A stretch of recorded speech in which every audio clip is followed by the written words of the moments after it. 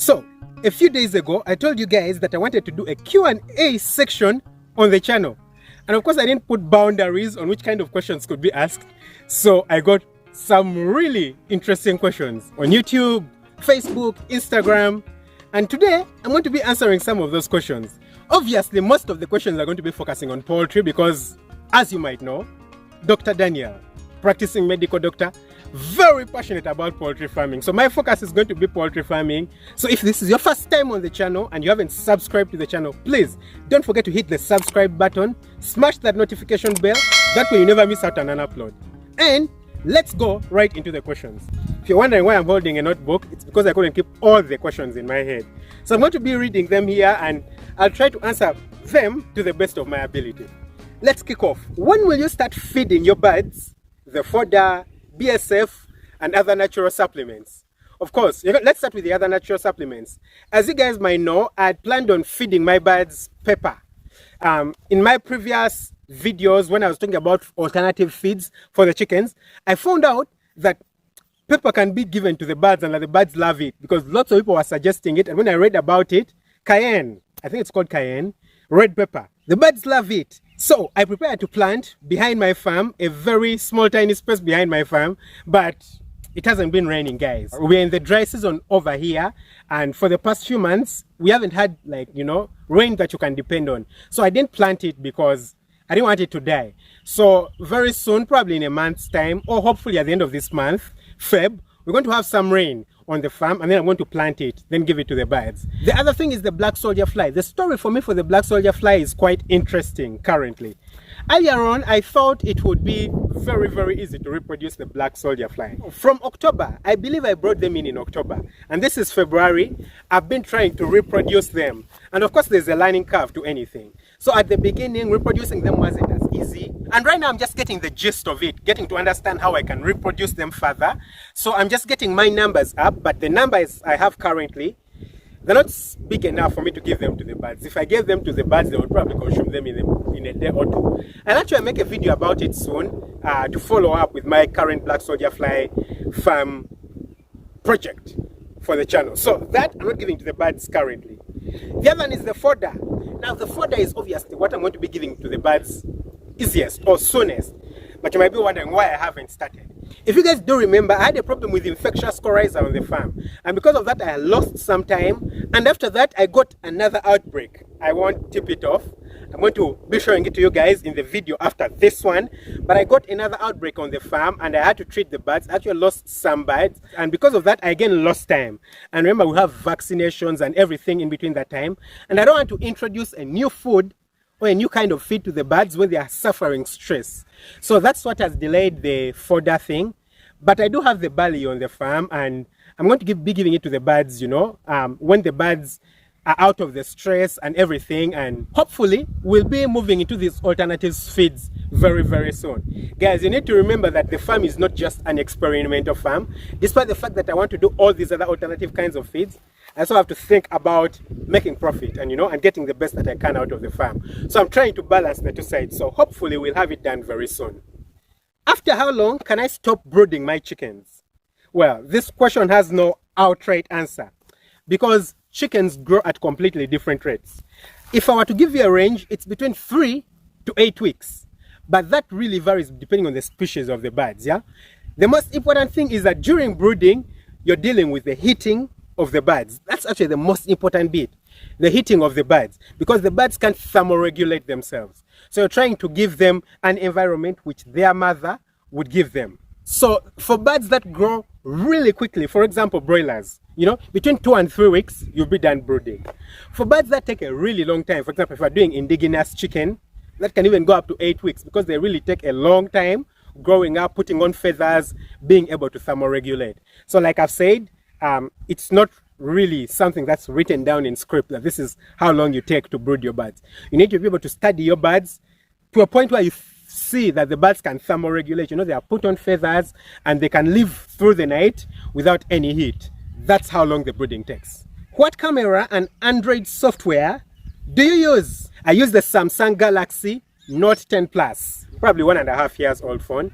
But but the camera is still good enough. As you guys can see, it's what I use to record my videos. Then for editing the videos, for shooting the videos, I use an app called Filmic Pro. That's an app, it's a one-time purchase from the Play Store. Then for editing the video, I use an app called KineMaster. It's a subscription-based application. It's what I use for editing the videos. Then for editing the thumbnails and the pictures, I use very many apps, around 4 apps actually. Snapseed, Adobe Lightroom, Pixabay, and Pixelab. All those are applications that you can get from the, App Store for free. So that's what I use for editing my thumbnails. Can so many cocks stay in one room without a fight? Of course, they can. There are reasons why cocks fight, yeah? And I'll probably talk about this in another video because I think it's quite important. Lots of people face this problem. But if, for example, there are no female birds in the room, because number one, the main reason why males of any species fight, it's over females, yeah? Even human beings, it's over females. So if there are no females in the room, the cocks are very likely not to fight. Number two, if they established a pecking order from when they were young, then the risk of fighting is very, very low, It's when you introduce a new bird into the group that the cocks are going to fight.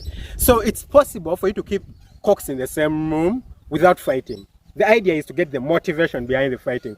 Of course, there are those ones which have a very bad temperament and you just need to get them out, Get them out of the room, and it doesn't matter what conditions they are in, they just want to fight. There'll be those few, but you can keep cocks together without fighting. Name 3 African YouTube channels you watch. Guys, I watch so many African YouTube channels, like so many. But some quick ones which come off my head: Sheila Crochet. Sheila, it's because Sheila is my friend, a very close friend who I know personally, and we talk a lot. So Sheila Crochet, I'm not really interested in crochet stuff, but I watch her videos because I know her and I love her channel. Then the other one is Wodemaya. Like, really, if you're African and you don't know Wodemaya, you don't watch Wodemaya, I don't know. If you have a YouTube channel, you've probably seen him. He has probably been your motivation somehow, somewhere. And of course, if you know Wodemaya, then you know Miss Trudy. So those are 3 African YouTube channels that I watch, but I watch very many more. Number 6, are you planning on keeping other animals besides poultry? Yeah, of course, guys. I'm planning on keeping very many other animals besides poultry. I've told you guys very many times before on the channel that poultry is not the main or the only thing that I want to do. Very soon, I'm going to be keeping rabbits. I would love to keep a few cows, maybe 1 or 2 on my farm for milk. Because I love milk. Who doesn't love milk? Goats? Not really. But I certainly want to keep rabbits. I certainly want to keep cows, dogs, and cats. Those are animals I'm going to have on the farm very, very soon. Are you considering resigning from medicine to full-time farming? Guys, if you've not watched the video, I'll probably leave a link to it right here in the channel. But yeah, guys, it's actually happening very, very soon. I believe time has passed, and as time passes, you get to realize your priorities and who you are and some kind of self-discovery. And guys, with time, with each passing day, I've noticed that I'm probably not meant to practice medicine for the rest of my life, and probably my life is meant to do other things, impact people in other ways and other things. And for me, I do believe it's farming, not just poultry farming, but farming in general. Of course, poultry farming being the #1 thing, because that's what I'm passionate about. Yeah, that's it. So very soon, I do believe I'm going to be quitting medicine. I'll be giving you guys the update on the channel. I'll be quitting medicine and concentrating on farming. How do you deal with work, YouTube, and family time? Of course, currently it really helps that I don't have kids, I'm not married, so I don't have a wife and kids who I need to spend lots of time with, My wife doesn't call me and she's like, hey, why didn't you come back? The kids need you currently. No, I'm free of that stuff. And what that means is that I can dedicate most of my time to work. Guys, I really, really, really do work, and I can feel it. Of course, it helps that I'm a young guy, just 28, turning 29 this year.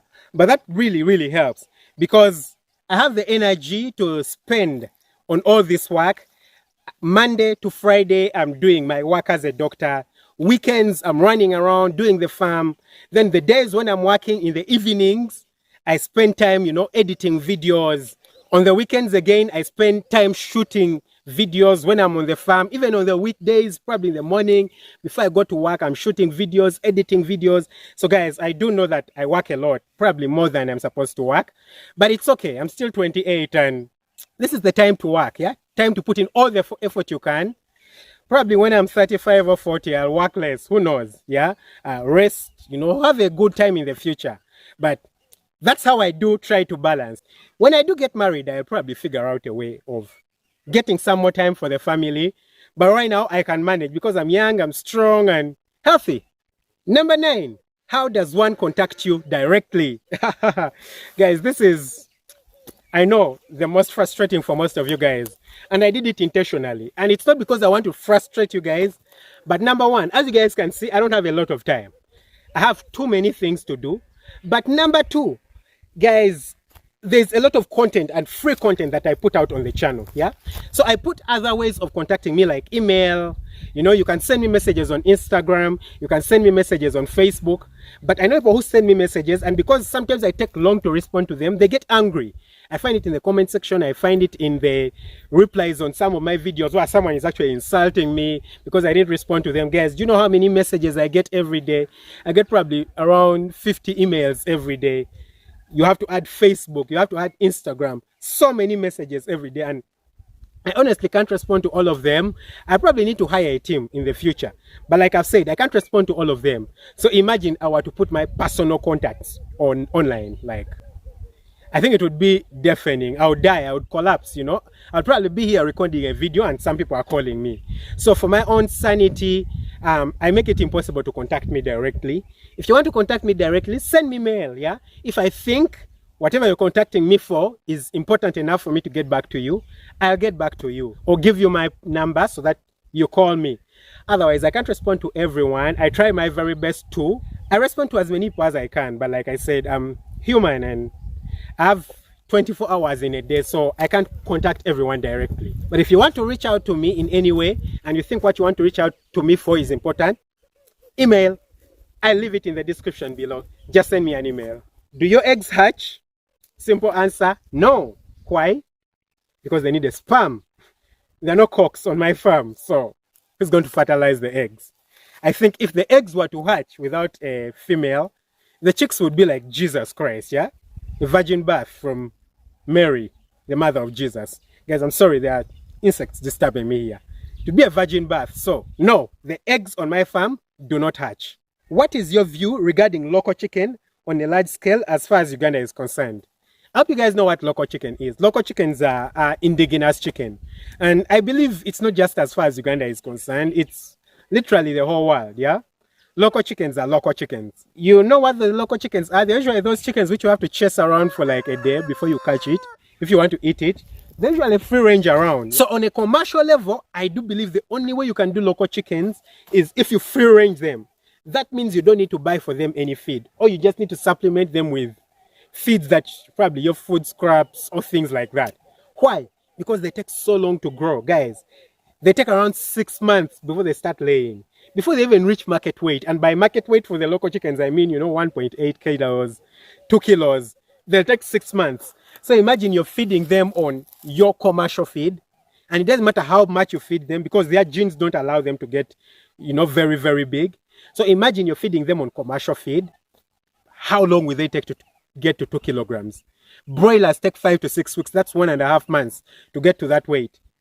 Imagine your local birds that are going to take 6 months to get to that weight.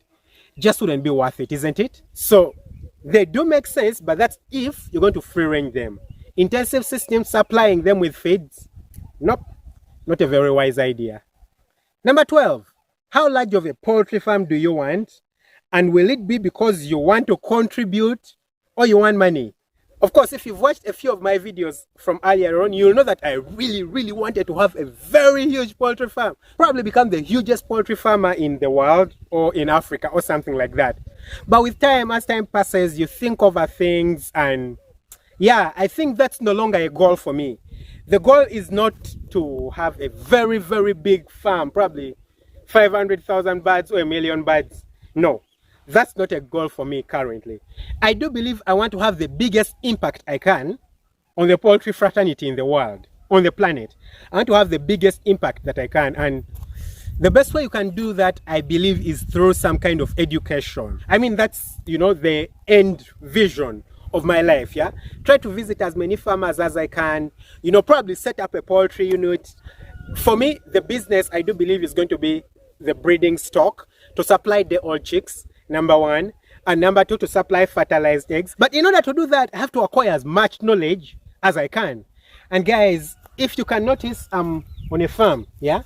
This place is a very, very big farm, and it's of a friend of mine, yeah? So this friend of mine has had this place for quite some time. It's a very huge farm, guys, very many acres, and he has had cattle on this farm, quite a number of cattle, quite a number of cows. I can see some all around me. He has also had goats and sheep on this very farm. And recently I was talking to him, and he told me he wanted to go into keeping chickens, and I was thinking, why not? But he wants to do a really, really, really big farm. And I was like, why not? We can do some kind of collaboration, me and you, Farm Up and you, to start a very big commercial poultry farm. And I was thinking, okay, great opportunity for both me and you guys. Because what that means is that the focus is we're going to learn how to keep chickens on a really large scale, sustainably. Guys, the main idea is sustainable. Use as little commercial feed as possible, number one. While also learning how to keep chickens on a small scale, yeah, as we are doing on my poultry farm. So I'm going to be recording videos both on this farm and on my poultry farm, on the really large scale and on the very small scale. And that helps me because I get to have more exposure, learn a bit more things, learn how to manage a very big farm. We'll probably do 100,000 birds here, or even more, who knows, 200,000. Whichever, we decide to do, it's something that we're going to do. But the idea is that it teaches me how to manage both a big farm and a small farm with some mechanization. The idea is that, guys, we're not going to use cages. No, I'm not comfortable with using cages. You guys do know that. Cages, out of the way. We're going to try to be as sustainable as possible, and that's going to be very soon, guys. Probably in a month or 2 months time, you're going to be seeing these videos on the channel. And am I doing this to contribute to society or just for money? Guys, both. Like I've said, I want to help as many people as I can, but I need to survive. I need to live. I need to live a comfortable life. So I don't know if it's genuine for someone to ever say they're not doing anything for money. Of course, at some point when the money becomes too much, then the goal is never the money. But I'm 28, guys. I'm just starting out my life, and I'm trying to be as honest as I can. I do need the money. So my intention is going to be to contribute as much as I can to the community, while also getting money for myself and trying to be happy. Then finally, what advice do you give to teens who don't know what they want to do for a living? Okay, guys, if you're a teen and you don't know what you want to do for a living, if you're not in school, look for a job and start working. Yeah, guys, I don't know, I've talked about this very many times. Guys, you can't start a business without money. It's impossible. You're going to need some kind of capital. It doesn't matter how little it is, you're going to need money. So find a job and start working. Work your ass off, guys. Just work your ass off. As you keep working, and you work diligently, there is a Bible verse. I'm a Christian and I do believe in the Bible. There's a Bible verse that says, have you seen a man diligent in his works? That man shall stand before kings. Yeah. If you're diligent in the thing that you do, and it's, genuine work, you're going to grow, you're going to develop. So as a teen or a young guy, you want to start a business, you don't have money, find some kind of job, do it as well as you can. Get money out. Try to invest. Whatever you do, put in as much effort as you can. As you do all those things, you're going to learn, you're going to get experience, you're going to get exposure, and things are going to work out. Yeah. So that's the advice I give anyone over there, not just teens. Yeah. You want to fulfill your dreams. You don't have money. You don't have the ideas. Just find a job, any job that you can find. Start working. As you work, keep thinking. As you think, ideas will pop in your head. Sieve them. Read as much as possible. Guys, you don't know how many times I read. I really read a lot, yeah? I'm a medical doctor, but I've read lots of poultry, like lots and lots of poultry. And not just poultry, everything about life. I've read as much as possible. So guys, read as much as you can, get as much knowledge as you can, and go out and work. Trust me, you'll make it big. So guys, that was it. That's all the questions I could answer, because if I had to answer all the questions, this video could probably go on for an hour or so. We'll probably do this again sometime, you know, in the next months or probably next year. I don't know how things will go, but if you have any question, leave it in the comment section. I try to answer some questions in the comment section or make videos about them. Some of the questions have been asked in this Q&A. I've made videos about them, so that's why I haven't answered them.